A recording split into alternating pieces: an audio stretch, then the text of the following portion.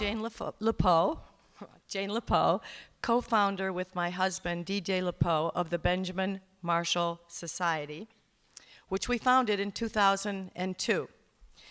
The Society is very proud to be partnering today with the Chicago Architecture Biennial for this beautiful symposium. And we are featuring an all-star panel. As I think you know, you should all have programs. This panel are luminaries in the architectural world, whether they be architects or in academia. We're so proud to have them with us. But before we begin, I want to thank, first of all, our sponsor, the Blackstone Hotel, for sponsoring this event. And also, I want to give you a heads up that our Benjamin Marshall fundraising gala, which will take place in May, on May 5th in the spring, which happens to be Benjamin Marshall's birthday, will also take place at the Blackstone Hotel. I also want to ask you all to turn your phones off, and I also want to ask you if you want information and news on the Benjamin Marshall Society, please leave your cards, business cards, on the table outside, and we will put you on our constant contact list. Most of you have probably not heard of Benjamin Marshall, so I want to give you a very brief overview of Marshall, the architect who was born in 1874, died in 1874 to 1944. By the time he died, he was bankrupt and in many ways forgotten. But during the 20s, he was a celebrity. He was a phenomenon, even a genius. Not only did he start and create East Lakeshore Drive by building the very first building, 999, in 1911 on East Lakeshore Drive. He literally built the majority of the buildings on Lakeshore Drive.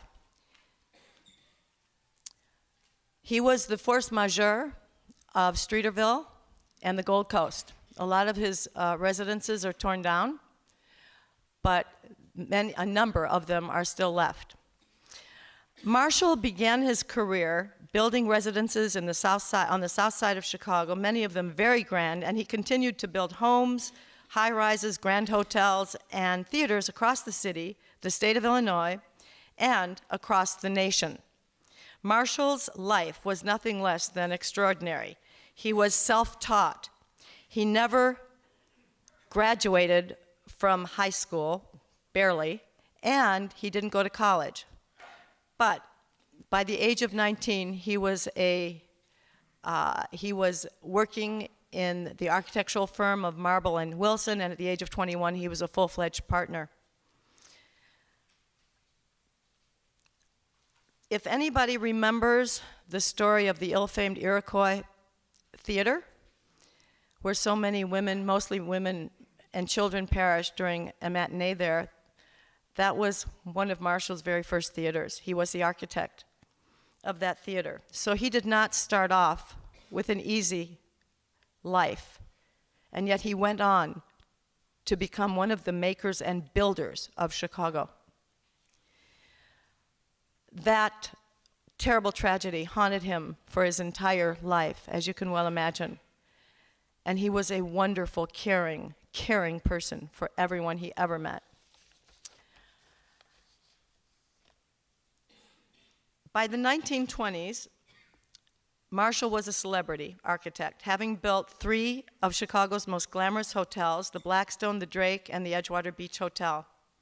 He brought in the big bands, he brought in entertainers, the most famous actors. The Prince of Wales visited him at his home in Wilmette, across from the Baha'i Temple, as did President Hoover. By the way, the Prince of Wales went on to become King of England. The Benjamin Marshall Society has for its mission to make the name, life, works, and legacy of Benjamin Marshall known to the public and to revive his dialogue on the role of architecture in a civic and urban environment. Today, we are focusing on high-rises in Chicago between the two world wars. I want to thank our amazing panel, Neil Harris, Stu Cohen, Bill Westphal, Lucien Lagrange, and of course, Bob Brugman. Bob will be moderating our prestigious panel. Hopefully, everyone has a program and all of their bios.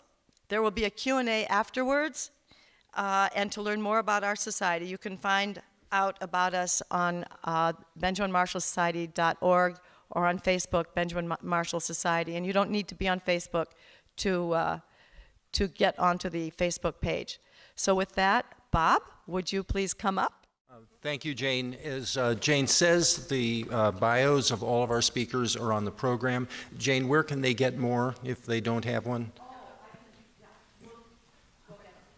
Okay, so we're not going to give you an introduction to each of the panelists.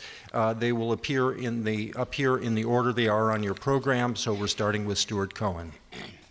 Thank you, Bob and Jane, and thanks to all of you for coming on this 12 o'clock Tuesday rainy day. So I'm going to talk about Howard Van Doren Shaw. Shaw, at the turn of the 20th century, was probably much more than Frank Lloyd Wright, Chicago's best-known residential architect. He's thought of today primarily as an architect of country houses, having built lots of houses in Lake Forest, but he also did distinguished commercial work, mostly for family friends, social contacts, and people that he knew from Yale when he was in attendance there. Okay. What I want to talk about today is a very simple proposition, which was that as a residential architect, the the apartment buildings that Shaw did were completely informed by the residential work that he did. So it's a very simple proposition, and we're going to look at the two apartment buildings that Shaw did and then concurrent residential work. So this is the home that Shaw built for himself in 1894 in Hyde Park. It was a double house for Shaw and his wife, and then his wife's sister and Shaw's brother-in-law. It's English Tudor, and a picture of Shaw, who is a kind of romantic arts and crafts figure at this point. And his apartment building at 1130 Lakeshore Drive used to have a cedar address, and it's Gothic with a series of bays that face the lake, and it turns the corner from cedar with that bay and then steps back. So I'm talking about the Cedar Street facade and then the way it turns the corner, living room, library on Shaw's apartment, and then a dining room, and then the entrance, which you can see in the old photograph and then in a slightly newer photograph. And this is just a detail that compares the entryway to one of the two units in Hyde Park and the Tudor entry that Shaw did for 1130. What's interesting is that Shaw built this building, which is 8 co-op apartments, and it's completely occupied by Shaw residential clients. So he's done a house for Edward Baker, a house for Augustus Carpenter, who we'll talk about, Albert Sprague, his brother, Ted, and then he reserved for himself the top floor. Oops. Okay. So this is actually a plan of Shaw's apartment, but what I'm interested in is the entryway here, and then the thing that's labeled as a morning room, even though it would have only gotten late morning sun because it faces south. And this is a photograph that actually shows that the division here in plan is a series of leaded glass French doors that fold back. But basically what it allows for is light to get all the way back into the entryway, which also has an arched, a cased opening that's on on axis with this French door and little French balcony. But notice the way in which the French doors only go up to a molding which carries across this little beam, and there is in fact an arched ceiling that connects the two spaces spatially. So this is the Augustus Carpenter house, and if you remember, he was one of the owners. This was actually at a time when these buildings were being built as rental buildings. This was supposedly, I'm told, the first co-op building in Chicago. But take a look at the entry hall of the Augustus Carpenter house. This is an octagonal entry space. It's completed by the vault here, but the vault carries over a set of leaded glass doors to another room, and then out to a porch, and then out to a lawn, and out to the landscape as a kind of way of both borrowing light and, and visually connecting these spaces. This is Shaw's apartment, and that main room, which on most floors was a living room. Here is Shaw's library, and because he's on the top floor, he can actually use some of the space of the roof, so we get a vaulted ceiling. This is an image looking in the other direction at that library space. And then what we see here is the William Kelly House and the library in the Kelly House with its timbering at the end, its low vaulted ceiling with beaming, and then in this case in the Kelly Library, the book alcove, in this case the bay overlooking, in Shaw's apartment, the bay overlooking the lake. The entry vestibule in a shot of Shaw's apartment when he was in residence there, and then the dining room, and then two more contemporary views. The dining room with its beamed ceiling on the right-hand side, and then the library on the left with a collection of, I think they're pre-Columbian pots that belong to a recent owner. And here we have a picture of Shaw just outside of 2450 North Lakeview. When he finished the Lakeshore Drive building, he moved out of his duplex house in Hyde Park and into that, and then he lived there until 2450 was completed. 2450 is a fairly simple brick building with classical cut stone detailing. Here we can see a plan, which is actually from Neil Harris's book, an image of the front of the building facing the park, and then the classical, a very simple classical entryway. And then the entry hall in both an old photograph and a newer photograph. And I want to call your attention to the screen of French doors, glass French doors, which form a weather break, remember the cold air stays down here. And then an open space above them that's actually filled with decorative ironwork. And if you look at that, that's a fruit basket. So the fruit basket as a motif is literally a signature piece for Shaw, sort of for him like putting a plaque on the building saying who did it. And here we see the Carpenter residence again, and there's a fruit basket sitting on top of the beam at the top of the glass doors. This is the Joseph Medill Patterson house in the living room, and there's a screen at the end of the stair with that same motif over it, and then the lobby of 2450. When I first started looking at Shaw's work seriously, friends said, well, you can always identify a Shaw building if you look, there's always a fruit basket. That's in addition to the blue-green windows, but everything had fruit baskets on it.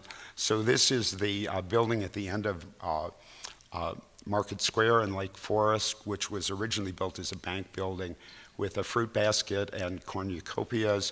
Remember, fruit baskets were a symbol of welcoming as well as abundance. They were like pineapples or acorns in the terms of the iconology of elements like this that occurred on structures, and then a drawing that Shaw made for a fruit basket for his home in Lake Forest at Ragdale. I want to call your attention to the plan of 2450. Coming in from the elevator, you came into a great hall that organized all of the important public rooms around it. This is a view of that entry hall in 2450. And then the Grand Hall was a characteristic of many of Shaw's houses. This is the Finley Barrel House in Lake Forest, the Barnes House, Glen Rowan in Lake Forest, and then the Edward Ryerson Mansion. Many of these halls were vaulted, which obviously wasn't an opportunity in a concrete floored high-rise building. A dining room in the Walter Brewster House, and then a dining room with Shaw's original woodworking and classical fireplace detailing in 2450. And you can notice elements that reoccur. Shaw was really fond of dental moldings, particularly in dining rooms. I have an unprovable theory that they were kind of in joke, because Shaw would do these arts and crafts houses with wood paneling and beam ceiling, and then you would get to the dining room and it would be Georgian with dental molding. And of course, the dental molding takes its term from dentals, which are teeth. How appropriate for a place where you eat. And then the library at the Barnes residence, Glen Rowan, and then on the left, the Shaw woodwork and paneling in an apartment at 2450. And then the image I want to end on is this apartment in 2450 done for John McCutcheon, the famous Tribune cartoonist who was married to Shaw's daughter. Shaw's sketch, and then what he's created is a little intimate, almost arts and crafts den for McCutcheon's to work in, probably the most Shaw-like, or characteristically Shaw-like, of any of his apartment interiors. But again, speaking to this idea of taking the high-rise apartment and even though it's a repetitive element, creating an aspect of domesticity, home, and intimacy. Thank you.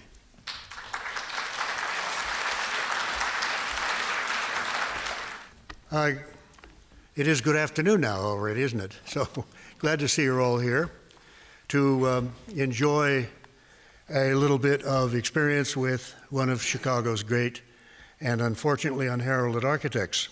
This is Bill Westfall, by the way. Yeah, I'm Bill Westfall. Hi, folks. Hi.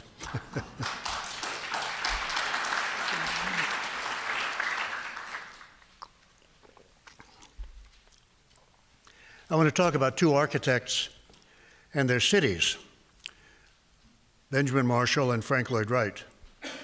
I want to make the point that the city is the most important thing that people build. The city is the most important thing that people build. And Benjamin Marshall offers instruction about how to build one. He had been born into the black Chicago of grit, smoke, industry, and broad shoulders. And the 1893 World's Columbian Exposition, the Great White City, opened near his family home when he was 19 years old. And it changed the image of the city that he set out to build in. Before most students today finish architecture school, Marshall had married, had spent several months in Europe, and had established himself as an architect. Still in his 20s, he joined others in replacing the black city that I showed you in the beginning with a white city equipped now, very soon, with the South Shore Country Club, with a luxury apartment building at the top of North Michigan Avenue, unfortunately destroyed, and theaters in Chicago, Kansas City, Pittsburgh, Los Angeles, Philadelphia, St. Paul, and New York. While Daniel H. Burnham was busy atop the Railroad Exchange designing a new Chicago, published in the 1909 Plan of Chicago, Marshall joined others in filling in the walk-up buildings in Chicago's Loop with commercial buildings. Others had already made Chicago a mecca for modernist architecture, primarily sponsored by the Europeans, who were eager to see the previous generation of commercial buildings. But now, architects became interested in finding civility more appealing than industry and commerce, but historians of architecture have largely ignored them, Marshall among the people being ignored. In 1909, Marshall was already busy designing a new hostelry to replace the Auditorium Hotel, and the Auditorium had in turn replaced the Palmer House, and Sullivan's Auditorium had the character of industry and commerce that made Chicago Porkopolis. The Blackstone Hotel, opened in 1909, brought Parisian luxury to the lakeshore. The Blackstone anchored the south end of Michigan Avenue, facing the lake, and with his houses and apartment buildings,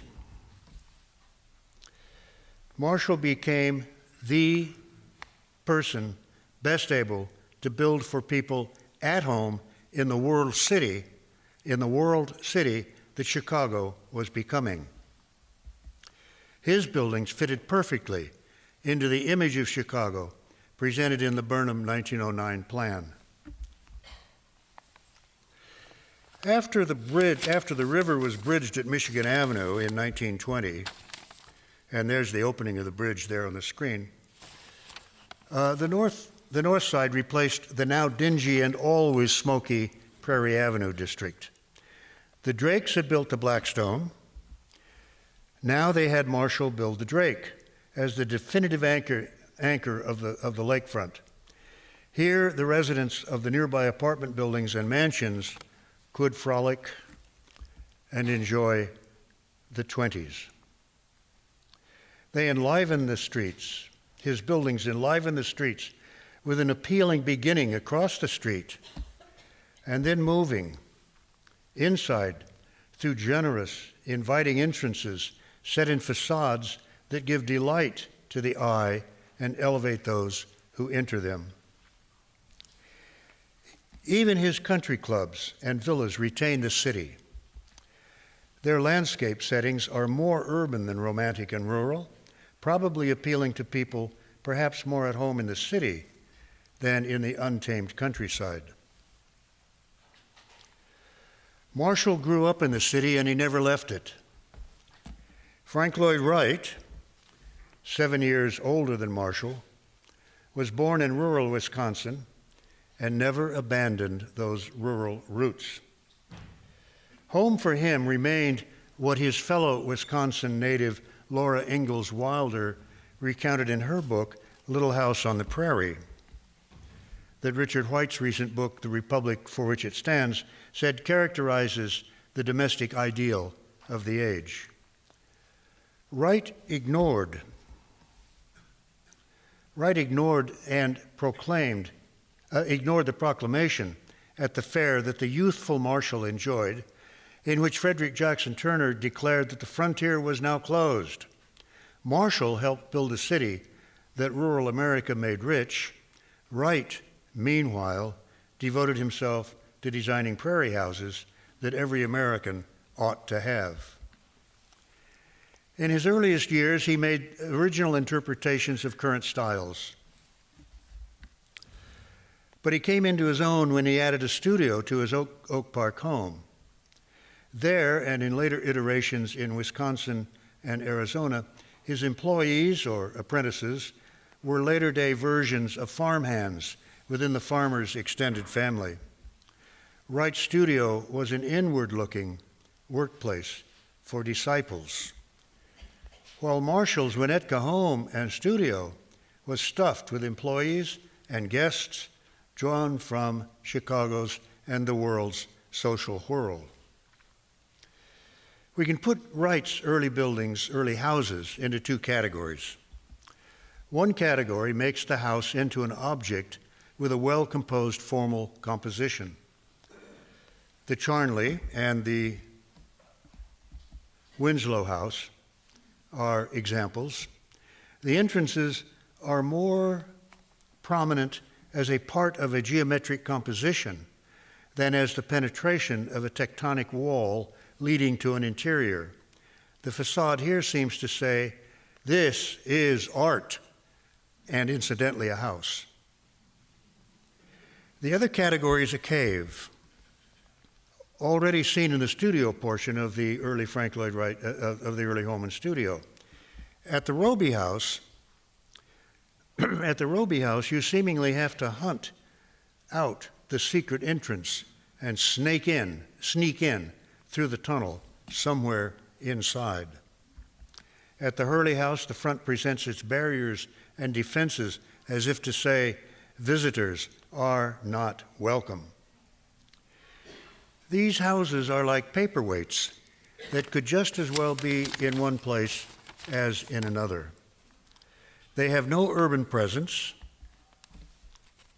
If you look through Google Images or the Society of Architectural Historians depository of images of buildings, you will be hard-pressed to find photos that show a Wright building as if it had neighbors.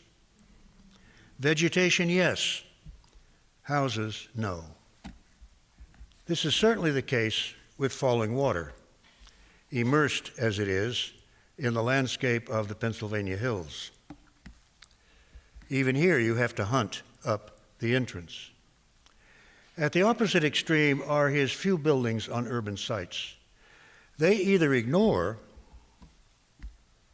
their urban settings by standing out or by being extremely different. The Morris China Shop presents a blank wall to the street to the little Maiden Lane in San Francisco, while its giant enlargement in New York says, I am the only thing that counts in this city. Now, Wright claimed to be Jeffersonian with his proposal to settle families on an acre of land, following up on a Jeffersonian proposal that made possible for farmers on the western public domain to build the country we know today. Wright's 1935 Broadacre Cities proposal would isolate each family in a little prairie house on the prairie. From it, the man of the house would go forth to work, while his happy homemaker wife stayed home to take care of the house. Wright's image was predictive. It anticipated Loveytown and more. The house for Frank Lloyd Wright was isolated and individualistic and a work of art. It was also predictive. At the Farnsworth House, Mies van der Rohe reduced the prairie house to beinahe nichts, an oxymoronic, machine-made, handcrafted house, illustrating that less is more. A building immersed in nature, that the ultimate reduction of the Roby House that it calls to mind, and equally anti-urban. Zoning changes in the 1920s made tall buildings permissible and enabled buildings to isolate themselves even more thoroughly in cities than they could in the modern suburb. The image the building projects is hardly about civility and the life that people live together in the city. The city becomes a clutter of narcissistic exhibitionism. But ironically, it turns out that no politics, please. But ironically, it turns out that Marshall was ready to lead the way there, as this unbuilt project shows. We can forgive him this fall from grace if we discount the lapse and study his lessons in civil architecture, an architecture in ever shorter supply when city builders and their architects reject what the Blackstone and the Drake offer because it is not of our time. Thank you.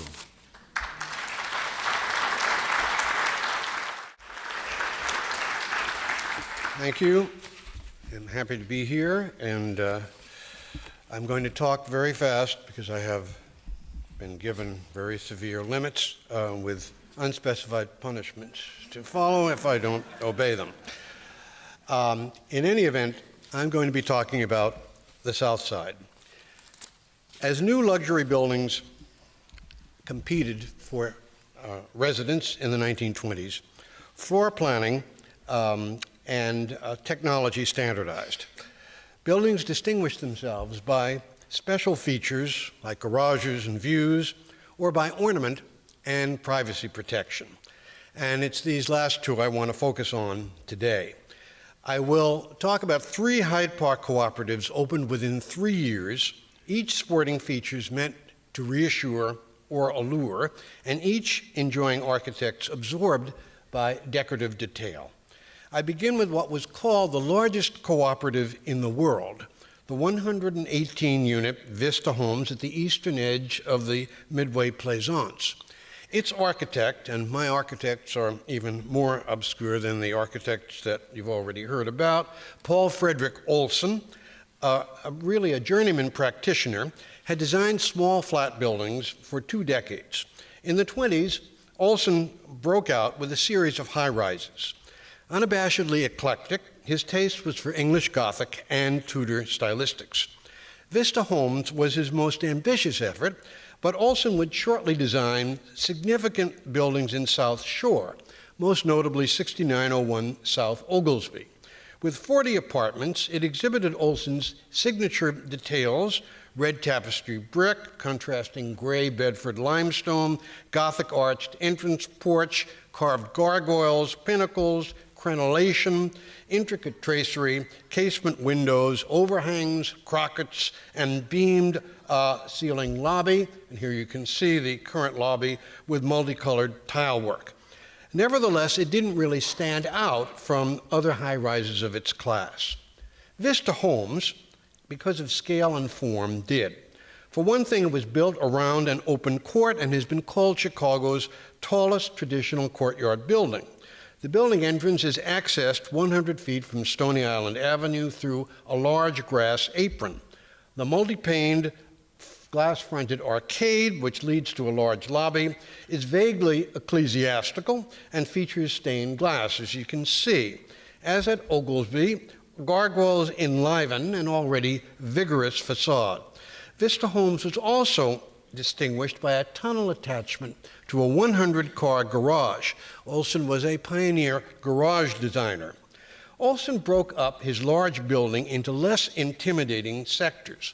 Privacy was important for these often new apartment house dwellers, and this picks up a point that Stu Cohn made earlier. While all pedestrians would use the same main doors, there were actually several addresses to this building, and residents had available 8 elevators, 4 passenger and 4 freight. This not only reduced stress on any one elevator set, it divided the many owners into more comfortable units of really 30 apartments each. Luxury buildings of this era avoided long halls, and they just had 1 or 2 apartments usually on each elevator landing. Initially, Vista Homes operated like an apartment village. Decades before websites, it produced its own rather gossipy newsletter. Unfinished sidewalls suggested other buildings, let me go back, that would come just to its north and south, removing any need for the expense of treatment given its eastern facade. And here you can see the two-level duplex at the top of the building, a penthouse, Olson had a capacity to produce drama with this prominent staircase, but it was the only duplex in the building itself. Olson went on to produce other apartment houses. This was essentially a reprise of Vista Homes. You can see the kind of referencing at Cyril Court, done in 1929, also in South Shore. And he would move on to a flirtation with Art Deco. This gives you a detail of that building, showing you how, in fact, the architect was moving into modern modes in the latter part of the 20s, and that move characterizes the three architects that I'll talk about today. Now, the relative understatement, this is a detail of that entryway, which gives you a sense of the Deco exuberance of the building. The next building I want to talk about was put up just a few blocks to the north, Jackson Towers on South Everett, by a more prominent architect than Olson. And if Olson's clients sought a community and comedy in their courtyard building, Auslager's clients were much more into flash. Auslager had already built many hotels and cinemas, and his most spectacular, of course, the Roxy, was located in New York City, now long gone, and some of you may remember the Gloria Swanson picture in which she's posing in the ruins. He would be involved in ambitious plans in the interwar years, and he was a lover of terracotta. Here is a unrestrained detail from one of Auslager's great buildings in Chicago. He was born into a family of architects. His practice began just a couple of years before World War I. In 1911, like Benjamin Marshall, a high liver, he drove a Rolls-Royce. Several Auslager projects, including this one, a 75-story apparel mart, which was to be built just north of Randolph. This would have been the tallest office building in the world, higher than the Eiffel Tower its backers boasted. It was, however, not built. However, Jackson Towers, a 72-apartment complex, 17 stories at the center, was built. Unlike Vista Homes, Jackson Towers was not a shirtwaist building. The brick facade was trimmed with stone and sat on a base of Bedford stone. It was finished on 3 of its 4 sides. It also featured some extraordinary details. These jutted out on the corners of the building.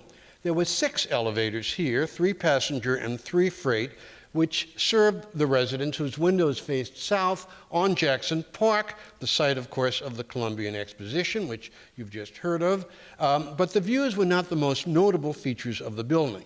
It was rather the sense of opulence expressed through a string of duplex studio and 2-story apartments festooned with interior balconies, wrought iron fixtures, and details that seemed to come out of movie sets. And since Auslager designed the cinemas, it was natural he would turn to the sets. It was sourced from a number of eclectic categories, a blend of Spanish and North African influence. This might come closest to his original intent. The stucco interior walls of the duplexes hinted at courtyards, with the interior walls taking on the character of the exteriors. That Auslager, and here again some details, contemporary details, of the apartments, many of which have retained their original features. That Auslager personally enjoyed these details can be seen in the decor of his architectural offices, which were photographed in the mid-20s, around the time that Jackson Towers was being planned. I don't think too many architects live in this kind of splendor as they're selling their services. The apartment building itself, occupying a corner lot but set back from it, enjoyed an elaborate porte cochere, a feature that a number of contemporary buildings seem to be imitating, which allowed automobiles to drive through and discharge passengers in slightly sheltered circumstances. Jackson Towers was announced as a partial co-op, a third of its apartments to be occupied by resident owners, the remainder to be rented and provide the building with a source of income. This turned out to be a disastrous economic arrangement. At least most of the buildings that tried it went bankrupt in the Great Depression. Owners lived in the elaborate two-story apartments, and you can see here those studio duplexes are outlined with these double windows. The 6 elevators serviced what amounted to 3 separate compartments, 17 floors of large simplex units in the center, flanked on either side by duplexes and studio duplexes. The studio duplexes, of course, were the most spatially dramatic, with 2-story living rooms. Here you can see contemporary photographs of one of them. The owners' ranks included baseball magnate Charles Kabisky, and the Moore apartment is one of the few that we have 20s photographs of. Allschlager's stylistic preferences mirrored changes in larger taste communities. Thus, his movie theaters and his giant clubhouses, like today's Intercontinental Hotel, built as the Medina Club, with elaborate athletic facilities, were Orientalist fantasies reveling in exotic detail. But when he moved into the 30s and designed the Cincinnati complex of the Carew Tower, a premonition of Rockefeller Center, he had absorbed French Art Deco influences to create one of the most lavish, modern settings in the Midwest. Parisian-inspired light fixtures, glass, wrought iron, and mural decorations suggested great contemporary hotel interiors like Schultz and Weaver's Waldorf Astoria in New York.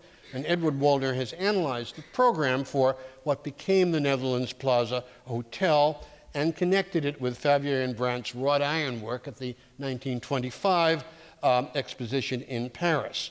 Little information has been unearthed on Allschlager's own staff.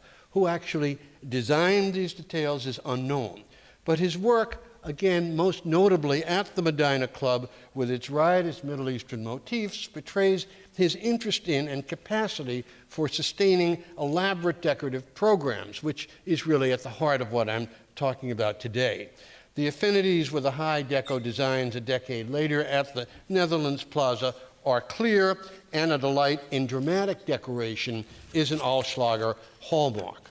For the third and final building in my group, we know much more about the decorative program because the professional responsibilities were divided.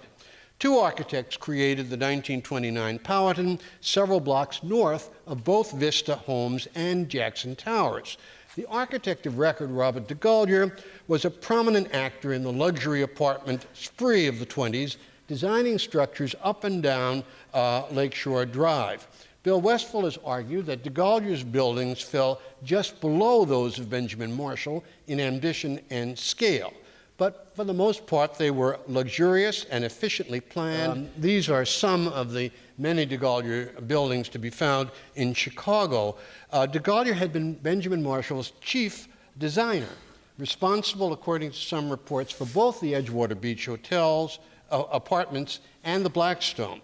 A whiz at layouts, according to his longtime partner, Walter Stockton, DeGolyer's apartment buildings included 1120 Lakeshore Drive, the first true high-rise on the drive, 3750, the Barry, and so on. Years later, he would work for government projects, including the Julia Lathrop homes here in Chicago and the Pentagon. And again, more of DeGolyer. And again, his buildings are really almost everywhere on the drive. Before then, DeGolyer would be tasked by a Southside banker to plan a 22-story building. The Powhatan stood on landfill, a recent landfill, 6 blocks north of Jackson Towers, part of a project that was derailed by the Great Depression. The floor plan and engineering systems were by the veteran DeGolyer, but the facade and its special features, several hundred multicolored terracotta panels inserted within the limestone coating of what was a reinforced concrete structure, suggested another architect entirely. So did the entry doors, the inner lobby, the outer lobby, the top floor ballroom, and the swimming pool. These were festooned with French modern features, mosaic and plaster-tiled frescoes, recessed lighting, elaborate radiator grills, entry doors with Indian head outlines, and above all, the wood-paneled and aluminum elevator cabs. The lobby itself was said to resemble the salon of a sleek ocean liner. All of these were created by another architect, Charles L. Morgan, who worked with DeGolyer on this single project and with another team of architects, less radically, on the building next to it. Comparing two buildings, two swimming pools in two DeGolyer buildings, one at 3750 Lakeshore Drive and the Powhatan, you can see the very different sensibility at work in this South Side building. How DeGolyer and Morgan came together is unknown. They had nearby offices, DeGolyer's at 307 North Michigan, and Morgan in the smartly modern Tower by Holabird and Root at 333 North Michigan, completed in 1928. Morgan's office was just across the street from the Carbon and Carbide building, completed the same year as the Powhatan, and with more than a passing resemblance, it seems to me, from the facade standpoint. Morgan was best known for the renderings he did each Sunday for the Chicago Tribune, depicting the new high-rise apartments planned or under construction in the 1920s. And in the 1920s, in the late 20s, he was briefly associated with Wright, creating mosaics for Wright's famous Liberty magazine covers. He was a mosaicist among his other features. And the Powhatan swimming pool contains two mosaics memorializing Iannelli's recently destroyed tavern room at Midway Gardens. Morgan's only major architectural proposal was an imposing rainbow bridge crossing the Chicago River at Lakeshore Drive, alas, never built, an office building under the bridge level. You can see the windows in it in the image below. It would be entered from the top, and it was to have been clad in multicolored surfaces. Morgan remained proud of it, as one can see in this image from his office, featuring it in his studio. Both of these architects were entrepreneurial. DeGolyer often claimed as part of his fee developer profits, if there were developer profits, and Morgan patented the technique for the mosaics he used in the Powhatan. Closing, I note a couple of things. First, decorative detail mattered to these architects, and its larger domestic role, a transition point between homeowners and apartment dwellers, deserves more attention. Second, we see how quickly architects who had featured eclectic revivalism in their facades incorporated French influences to keep their projects attractive to a changing client taste. What Art Moderne might have become in Chicago if the Great Depression had not intervened is intriguing to contemplate. Thanks very much.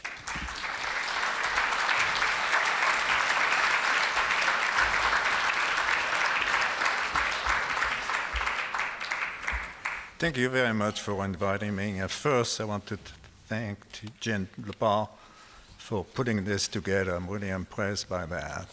I had an introduction, but I think my introduction is those three presentations. I will show you why. This is Lucien Lagrange, everyone, in case you don't know. Sorry. I'm sorry, I should introduce myself. The other thing I want to say before I start is that I've been very, very lucky to be the architect to put back to life the Blackstone and the Carbon. It was an honor to work on those incredible buildings that I really enjoy. But I think I want to start in 1995 and show what you saw before has influenced me so much. In fact, I'm in Chicago, and I want to live in Chicago because I've been so impressed all my life by the quality, the value of the pre-war building. And this is why I go back to for all my work and trying to be back forward. And I'm still trying, and I haven't achieved it yet, but pretty close. In 1995, I was very fortunate to be selected to work on the site of the Park Tower. And at the time, it was a pretty, well, we're going to talk a lot, 8-foot ceiling, 3-fixture bathroom, and it was supposed to be a 5-star hotel. So the owner of the land decided to redo, to put back a Park Hyatt of quality. So we started in 95, was completed in 1960, but a few things When we looked at what to do, we weren't sure what to do. The concept was to bring back a 5-star Park Hyatt. And then, because the site was fairly large, it was 25,000 square feet, put maybe some apartment, rental apartment at the time, and that changed to go into condo building. But then, at the time, we were just after the recession, 91, 93, where everything stopped. There was no new building. It was the very first new building of a certain size that came back on the market. And so we compare what we're going to do to the last building before the recession. And here we see the Olympia Tower, the Four Seasons apartment, One Magma, and of course looking at Water Tower Place, because Water Tower Place at the time was the building to go to and live into. The Hancock wasn't there quite to that quality at the time. So, but all those buildings look like an office building, not even 9-foot ceiling, 8-foot ceiling. And the people, the client, they all live, it's a family, which you know, that live on Lakeshore Drive in a Benjamin Marshall building. So they use the quality and the elegance where they were living, and they were going to do one of those.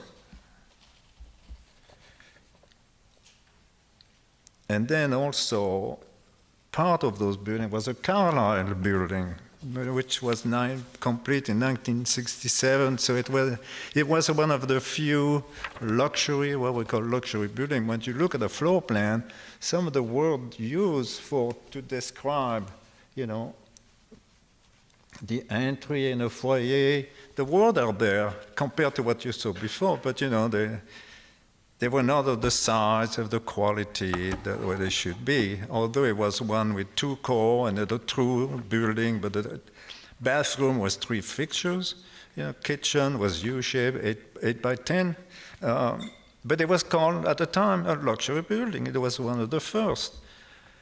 So, one day, I remember that day precisely, we all sit down together, and there was 3 generations of that family, and we say, what are we going to do? And it became very clear that what we wanted to do, bring back the elegance and the value and the quality of the pre-war building. That's a word that I heard in New York. I did a building in New York, and another broker said, well, this is a pre-war building, and became like the thing to do. And it sold extremely well. So the pre-war is a word we started to use a lot. And by pre-war, we meant what? There was 2 things: the architecture and the layout and the size and how the layout works. And so I went back and looked at those pre-war buildings. This is Rosario Candela, the famous New York architect who did also incredible condo co-op on Park Avenue. It only did 1 in Chicago. Or Benjamin Marshall, everybody knows 1550 State Street, and it's all in our mind that this building, it stands out, the architecture stands out. But the layout also, and they're all very similar. There is a big foyer, and then on one side you have the living room, and the other side the dining room, and there's always a library. It's a very formal layout that you see. And then, here you have his and her bedroom. I don't know why. But then also, so how did they have so many kids? And then when you come to the bedroom, there's another foyer. You know, the foyer is very important, but it's a certain size, and there's a small vestibule in front of the elevator, and then you go to a foyer that takes you to the other room. But the foyer is a reception. You know, when you arrive, you have the artwork on the wall, the lighting, furniture, the carpet on the floor. You know, it becomes, when you step in, you're home. And a guest, you greet a guest. But how you feel you're home without going to the living room or the bedroom? No. There's a place that welcomes you. And that's very important because it deals with your emotion. An apartment has to do, everything has to do with emotion. You know, as you walk in, greeted by the space, the lighting, everything, it's on the wall, it's your home. And you feel comfortable, protected. It's very important to create that. And something that disappears. You walk in, barely in the corridor, you drop in the living room, and you got to go to the kitchen. You know, today when you design a building, the first thing you do every day when you come in, you have your grocery bag and you have to put in the kitchen. That's what you'll be told by the developer. That's what it has to be. It doesn't work this way. And so this one, what I find interesting, if you can read that, in all of it about this building has nothing to do with luxury. It's not a luxury building. It is a graceful building. In the world, there's lofty ceiling. I never saw that before in an ad. It's a lofty ceiling. The layout is very graceful. You know, it's today, I have 10-foot ceiling. You know, there's nothing about the lofty ceiling anymore. But that's what we're trying to, this is what we're trying to bring back, and we started in 95. Which way? Yeah, this one.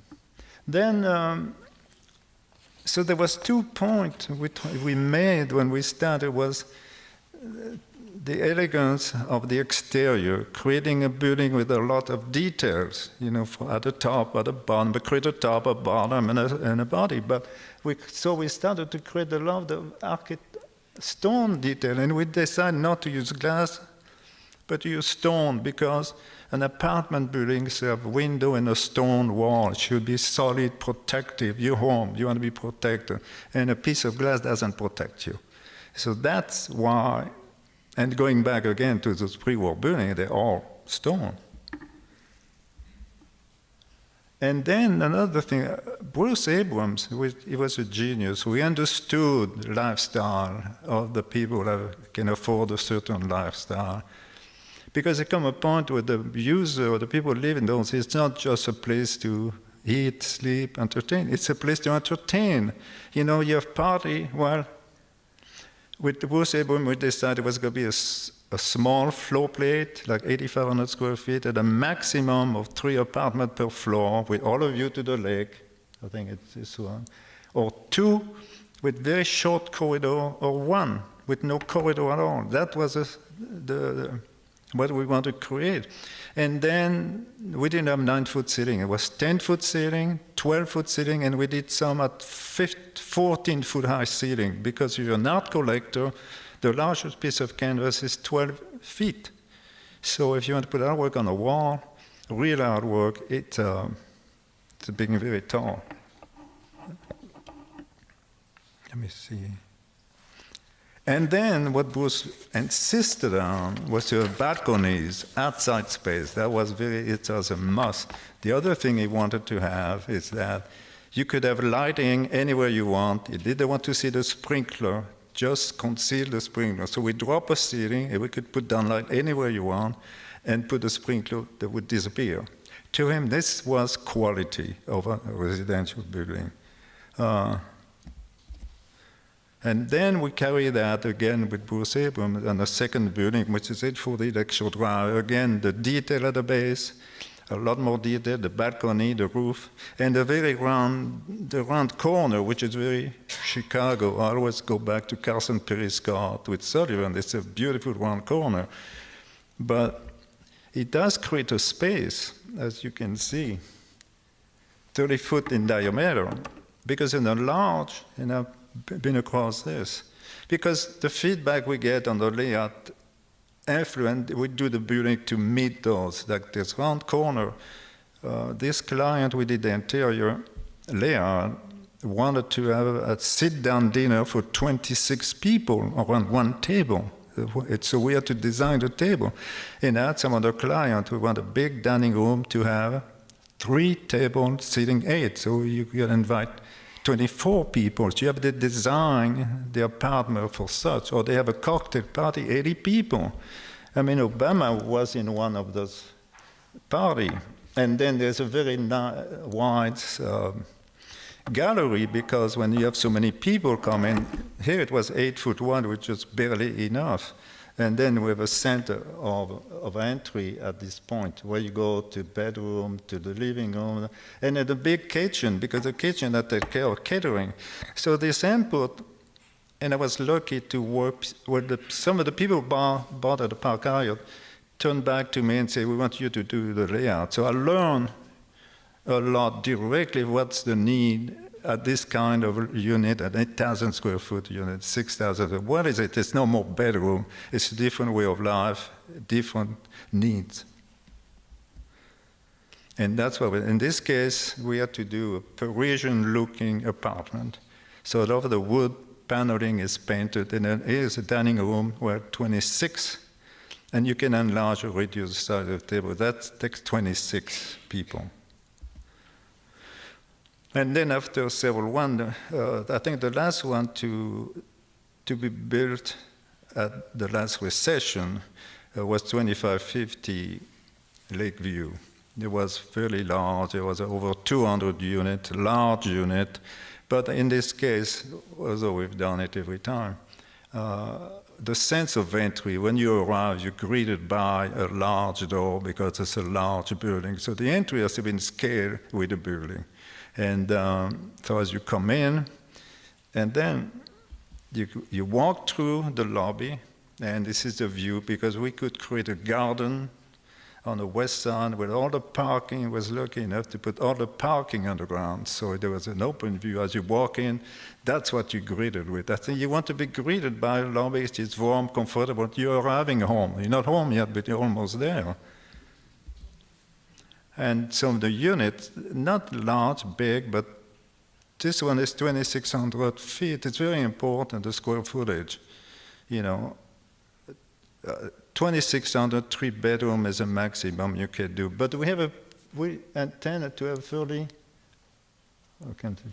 foyer, it's wide enough, but it's not as big as I think we should be.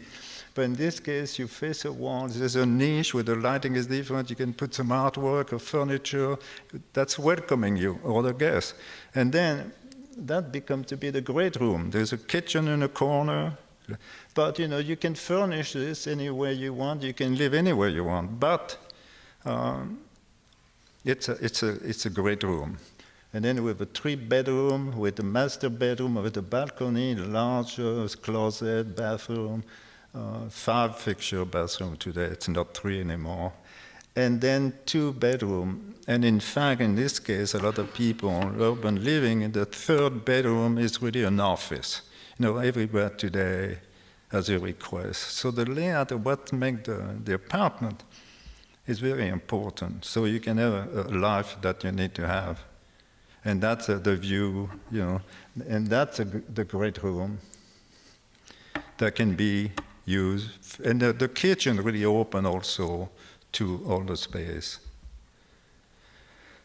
And before we did Elysian that became the Waldorf Astoria, but then the architecture highly detailed again, with stone.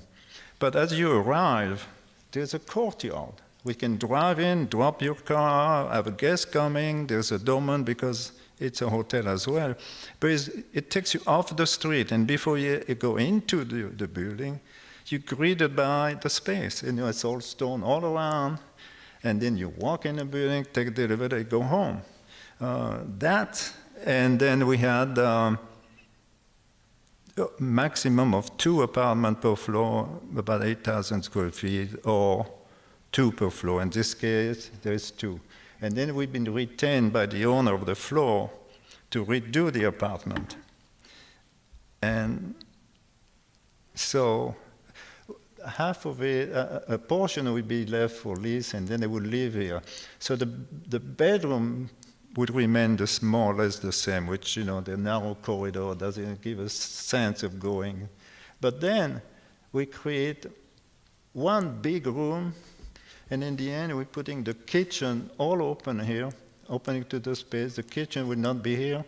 But then we want to create a foyer, a lobby, not a lobby, a foyer large enough that you can put decoration or rug on a wall, or rug on the floor, different lighting, different artwork. But there's a sense of entry. You have arrived home. It's not the living room, and you can greet guests.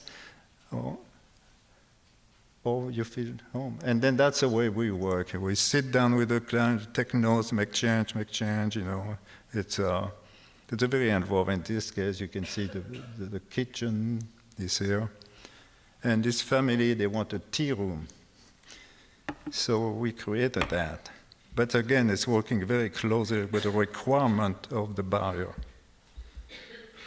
And then the last one is one Winnetka in a suburb that we all know, north of Chicago. It's one of the richest suburbs in the country.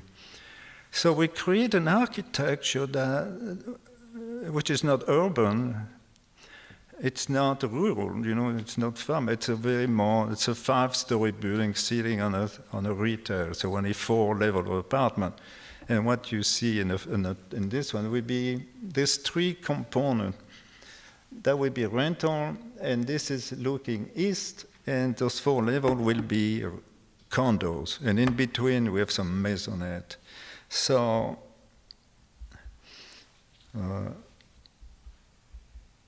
this is what I want to go first. So it's 180 feet long and make it very deep, like 75 foot deep.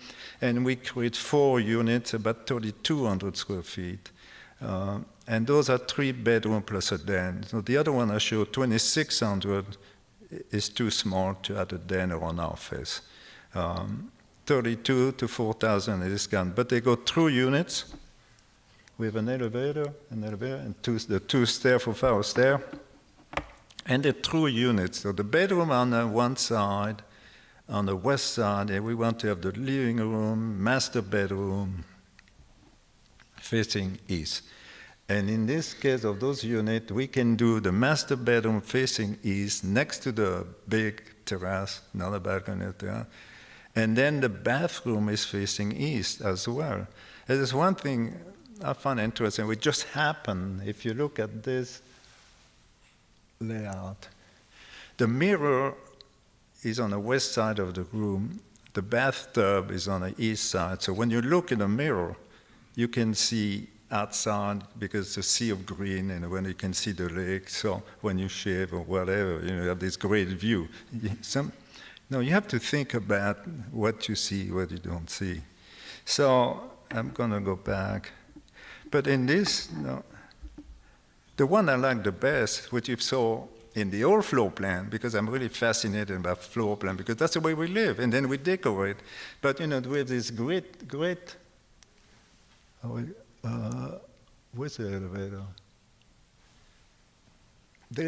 I just step out of the elevator, this is great foyer, it's the size of a room, it's the size of a bedroom, it's a space that, when you go back to the old floor plan that we're looking at, all of us, and the one I've shown, you have a sense of entry, and then you go to the living room, dining room, the other room, or you go to the bedroom, you go to the other side. And then the bedroom has an era, or the bedroom, that was a design. You don't split the master bedroom on the other end. This is the sleeping quarter where the kids are going to be, the grandkids, and this is where the living space, and that was very specific for the buyer, This is the way, and we worked, there's 2 rooms, There's an office, there's a gallery, that's how those personal. But I think the most important space is here. As you step out, you have this great foyer, and then you see the light at the other end. You see the light. But it's a succession of space. And we created a motor-corded room for the car when you come in. But here again, as you walk in the apartment, you have a scent, and you think about there's a small table in the center with flower, the light is different, the artwork. We always are careful to create as much space as you can. And this is why, for example, in this case, we put a powder room and a closet, because those are doors, outside of that space. So what I want to say in conclusion, everything we've seen for the 3 lectures before is really what we're looking carefully about, to bring it back, and it's slowly since, since the recession in 91. I think we're starting to see that happen. And also we have a different lifestyle, you know. We don't have kitchen as such anymore, like we have here, you know. It's a kitchen. Well, it's really not a kitchen. It's, no, yeah, over there. Well, anyway, the kitchen now, it's a big island, and in the back is a big closet. It's a big island, so you could socially participate what's happening in the room. So that's what we're working there. But we try to learn, and we are learning to what was done before, adapting it to this life. I don't think I'm doing any his and her bedroom. And Chicago is also different. There is no his and her bathroom. You know, it doesn't exist anymore. Some cities do, but not Chicago. It's a one big bathroom. Thank you.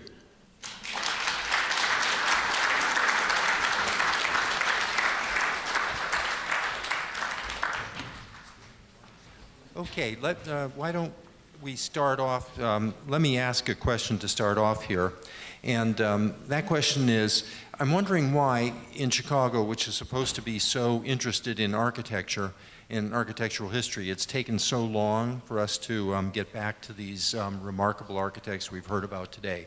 Anybody want to take a crack at that?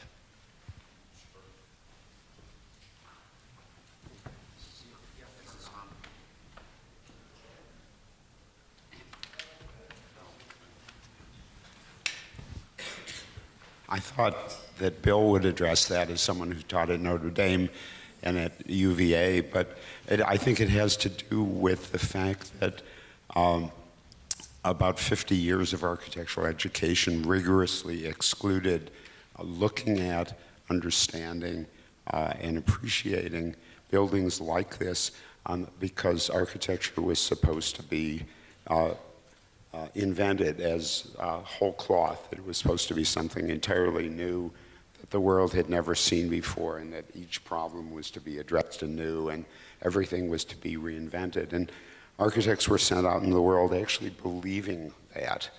And I think that maybe we've taken a step back from that kind of radical position in terms of the way people are educated in some schools, but not all.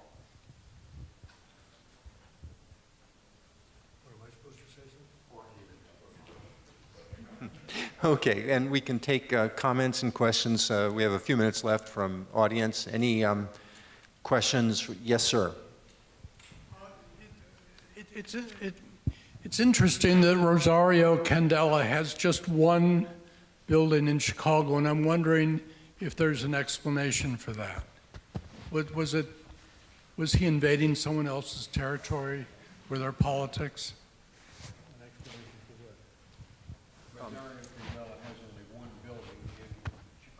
Most of these buildings were put up by Chicago architects. Most of these buildings that you saw were by Chicago architects. Candela is a New York architect. He advised on 1500, but I think architects and developers worked together in the city, and the bulk of these luxury buildings were by locals. So I don't think there was any plot to keep Candela out, and he had plenty of business in New York. Someone else may have some other thoughts. Other comments, questions for our panelists? Yes, sir. Since we talked about all of the architecture that's done, and 2550 being a really intriguing building to me, do you think we need more exterior decorative work, or is the common mode of less better?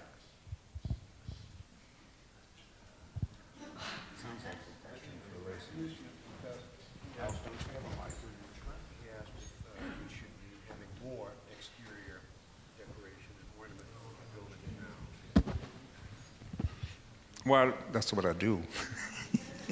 And let me add one thing about Chicago architects. Most of them, correct me if I'm wrong, went to the École des Beaux-Arts, right? I mean, most of them. And I think they or MIT. MIT was the classy place to go. But at a certain point, you're right, they went abroad. to Paris. And I think they brought back this kind of the Beaux-Arts classical from their education. There were some that were educated at the University of Illinois Architecture School who were here locally, but their teachers were Beaux-Arts trained. I think that's fair. Well, Sullivan spent 1 year. He didn't like it, but he spent here at the École des Beaux-Arts in Paris. In response to your question, I think I believe in details, no question, but it doesn't mean they have to be detailed in a classical way, but even you can detail in a very modern way. It's very easy, simple, but I think you need detail. And especially at the base, you want to, and this is what I do, if you look at the building I've done, it's heavier in detailing, because it's what you see, you can touch.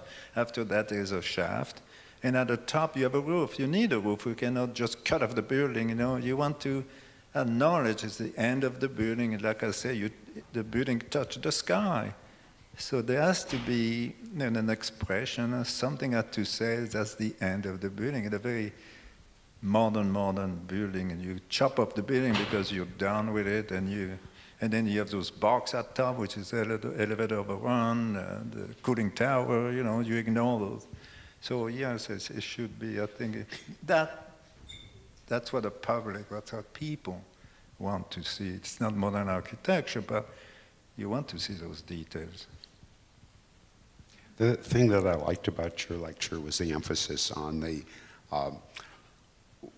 elements that create luxury. And I think it is space, but it's also the planning of space in a way that creates sequence, it creates views through spaces, views out from the spaces. And I think if you study the plans of the buildings that we all showed, they have, in terms of their interior planning and their use of space, an elegance and a luxury that was totally abandoned in the 40s, 50s, 60s, 70s, all the way up until the 90s. Many of those buildings, of course, were financed with FHA loans, and there were strict limitations on what could be done in the actual construction, and that contributed, I think, to a different tradition. But I think it was also ideological. The great French architect Le Corbusier said that we all had an obligation to live in an apartment that was 1/3 the size of the one our parents had. And I think the Bauhaus is known for addressing the whole idea of the existence minimal, or the minimum dwelling. So it became a kind of utopian ideal that had ultimately, or was supposed to ultimately have transformative qualities in terms of creating a utopian society as opposed to a wonderful place to live. Yes, sir, in the back. Can you tell me what was the address of the Rosario Candela building? I mean, is it still standing? 1500 North Lakeshore Drive. North State Parkway? 1500 North Lakeshore Drive was the building that he was a consultant architect. There's another architect of record, a local architect, who was involved in the building. Thank you. Yes, sir. I'm curious about new technologies and new materials and so forth. Do you find there are certain things that have developed in the past 20 years or so that you find changes how you design things because you have a new material? For instance, do you use solar energy at all in your plans and things like that? The question was about new materials, new technologies, and I guess this is a question for Lucien.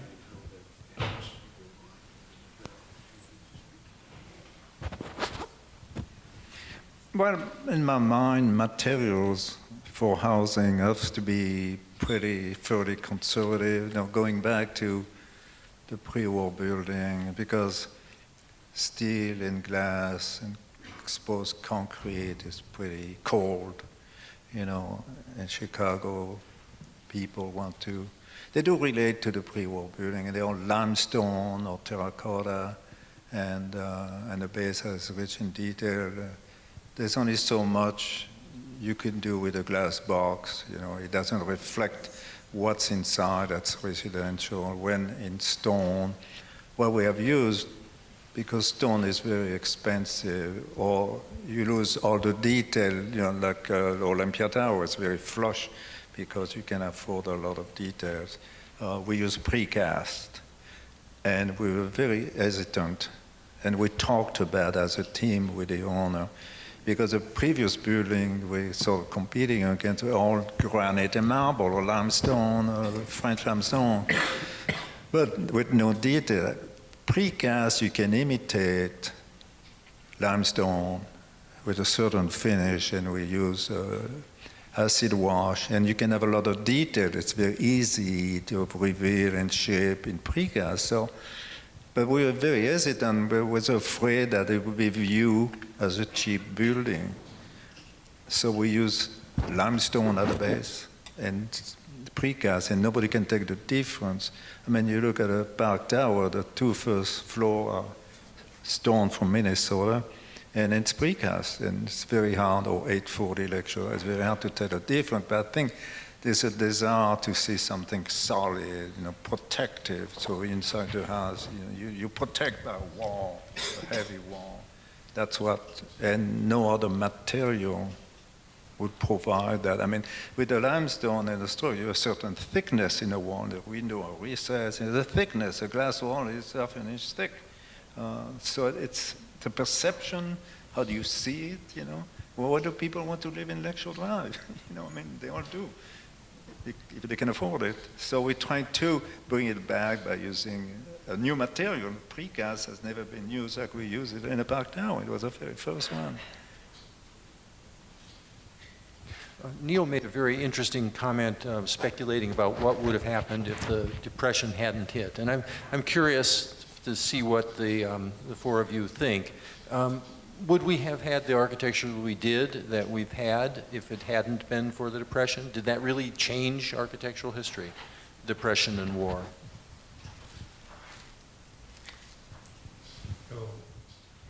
Oh, I believe it did.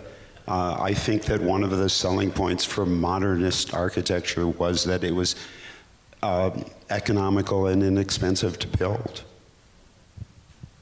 I think there was a fundamental ideological change that occurred among those who are responsible for the culture of architecture, a change that began in the late 20s, but became especially strong in the 30s.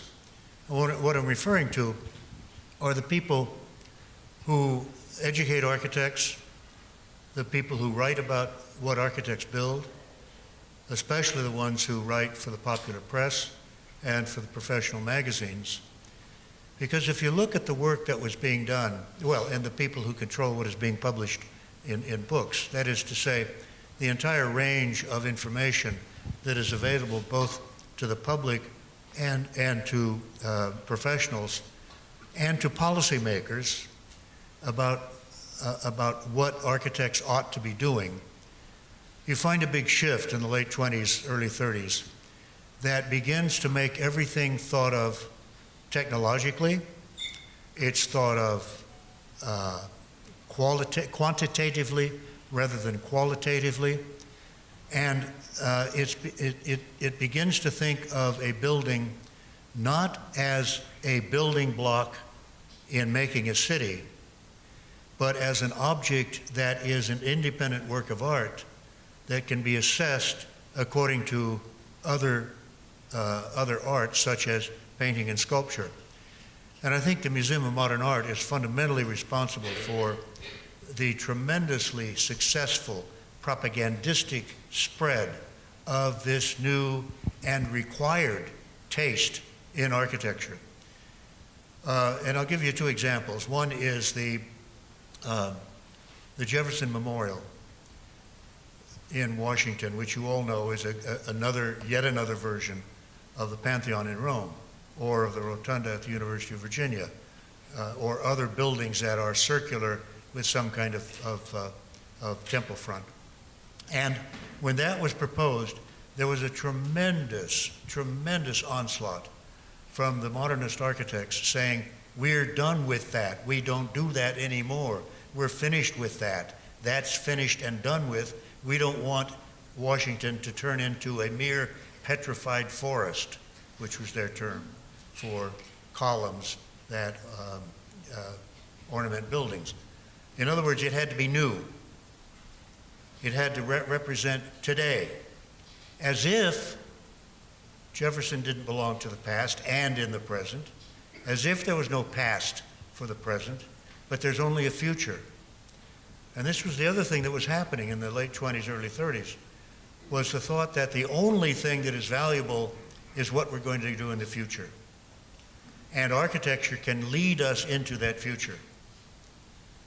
And so there was the shifting of taste, or shifting of value for architecture, from seeking contributions to the city that helped to make the city beautiful, to thinking of buildings as objects of taste that are pointing into the future. And the second piece of evidence for this that I would cite is a wonderful expression that I like to use, which is this. Ortega y Gasset in 1946 described the avant-garde, which is what I'm describing here. The avant-garde took control of architecture. And the avant-garde said, Ortega y Gasset said, the purpose of the avant-garde is to be small in number and to be out in front and to separate the elite from the common people. And that's what began to happen in the late 1920s, and especially then in the 30s. And the technology that then began to command architecture after World War II was already set to do those kinds of things. So the question, what would have been built had the ideology not taken command of the technology, but instead the technology had served the earlier things that had been thought to be beautiful buildings that make good cities? That's something that is being rigorously explored now by a small group of people and by a few educational institutions, which is, I was going to say suppressed. It's not suppressed. It's just ignored by the architectural press, both professional and public. So the answer to the question is, yeah, we would have had a continuing change in traditional architecture rather than a dramatic rejection of traditional architecture and the building of these new things. So we need that new elite. So we need that new elite bringing us back to the pre-Depression. We're at 1:30, and this is about the end of our program, so let's see if there's one more comment or question. Jane. Okay, I have a question. I don't know if I have the mic, but this is for Bob. I just want to know, Bob, when it comes to Art Deco and how the big influence it's had all over the world, what was the first arrival, in your opinion, of Art Deco in building here in Chicago? Was there a moment? Well, Art Deco was more or less invented in the 60s. It's a notion that they didn't have in the 1920s. They didn't use the term. So when the first Art Deco buildings, it's, I think, in retrospect, that question has been posed a lot, both in Europe and the United States. A lot of people believe it's a French movement, and that so you would look for the first French buildings. There's a great point that could be made that maybe the Palais Stoclet of 1906 in Brussels is the first building in Europe. So this is very contentious because the term wasn't invented until the 1960s. But I think we can say that it wasn't until the late 1920s that we got really full-blown examples of what we now call Art Deco in buildings like the Palatine that Neil was talking about. So it didn't arrive here until the late 1920s, and then by the 1930s, we were already doing streamlined design, which some people think is Deco and some people don't. But I think we've come to the end of our time, and so I think I want to thank our panelists and thank you, audience, for coming.